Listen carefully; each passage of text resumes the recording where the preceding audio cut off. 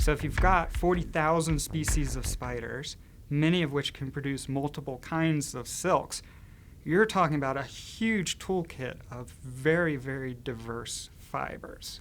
So there's no such thing as the spider silk. So where does a behavioral biologist or an evolutionary biologist fit into this story? Sure, the material scientists are the ones who are ultimately going to make the breakthrough of synthesizing some mimic of silk in the laboratory. But they've been trying to do that for decades now with only marginal success.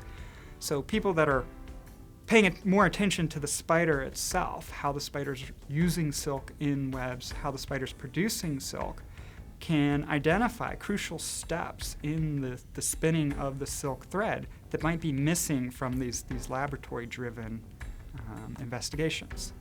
So for instance, it's really interesting and complex how silk is spun. It starts off as a liquid inside the spider's body. It's a liquid solution of proteins. So the same basic building blocks as your skin or your hair, things like that.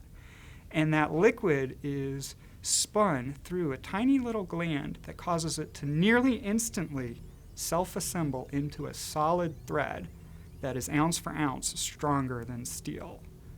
We can't do anything like that in industry. Of course, that's the archetypal spider that people have investigated for years. What about the other 39,999 species out there?